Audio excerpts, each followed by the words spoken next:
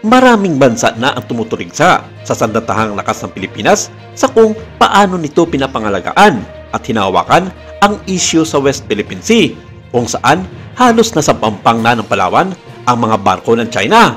Pagpapakita lamang di mano ito kung gaano kahina ang ating sandatahang lakas para magbigay daan sa mga trupa ng China na iharas at ibuli ang mga sasakyang pandagat ng ating Philippine Coast Guard at mga sasakyang himpapawid ng Air Force at ng Bureau of Fisheries and Aquatic Resources o BFAR. At nito lamang Sabado nang ginimbal na naman ng masamang balita ang mga Pilipino dahil sa panibagong insidente na naganap sa himpapawid ng Baho de Masinloc o Scarborough Shoal.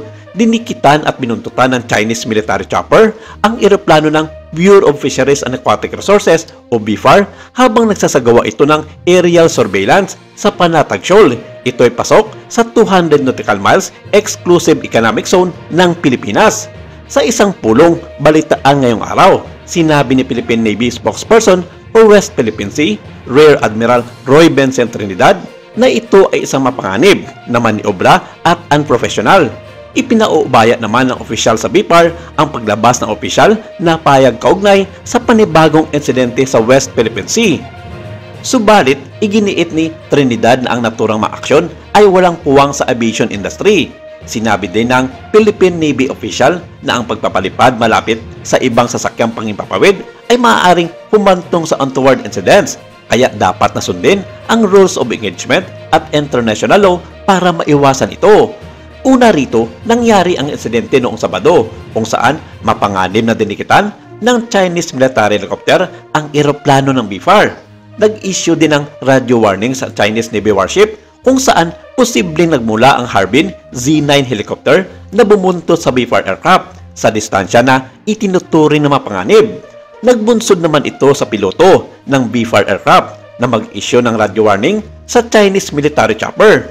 Dahil dito, samot-saring mga naging reaksyon sa iba't ibang mga bansa na tumututok sa banggaan at agawan ng mga isla sa pagitan ng China at Pilipinas sa West Philippine Sea.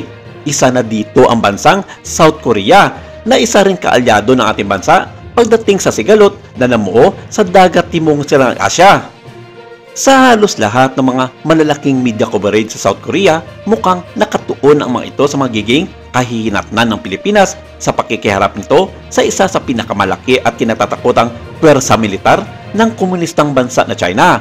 Maging ang kanilang mga military expert at analyst ay nagbigay ng kanilang pangangamba sa magiging kinabukasan hindi lamang ng paggobyerno ng Pilipinas, kundi sa mga susunod na henerasyon, lalo't isa ang karagatan ng West Philippine Sea sa nagbibigay ng 20% na supply ng pagkain dagat sa buong Pilipinas.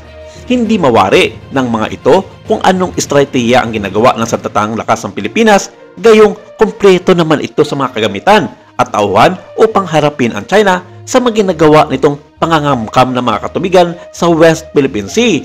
Maging sila na sa mga major supplier ng mga barko ng Philippine Navy, alam ang kakayahan ng mga gamit militar ng Pilipinas para pigilan ang China sa mga ginagawa nito sa mga tauhan ng Philippine Coast Guard.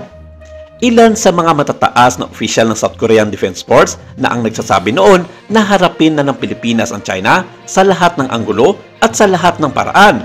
Kung hindi, mawawala ang lahat ng mga nasasakupan nito at mga kontroladong isla sa West Philippine Sea.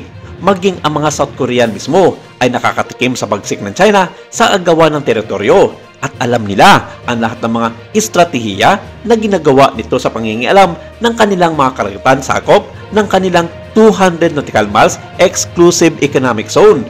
Pero nagagawa nila ito ng paraan para mapigilan ang mga Chino sa panghihimasok sa kanilang mga katubigan. Buong tapang na hinarap sa pamamagitan ng dahas kung kinakailangan at alam nila na ang China ay walang balak makipaggera sa kanila sa ganitong issue dahil nakapaloob sa kanila ang United Nations at karamihan sa mga demokratikong bansa na pwedeng makipagdigma sa China anumang oras. Kaya halos sa mga South Koreans ay nagsasabing hindi dapat maging marupok ang Pilipinas sa pakikiharap nito sa China at maging buang loob sa mga desisyon lalo't na't may karapatan ang mga Pilipino na pakinabangan ang mga yamang dagat na nakapaloob sa 200 nautical miles exclusive economic zone sa West Philippine Sea. Maraming salamat. Ito lang muna ang ating update for today.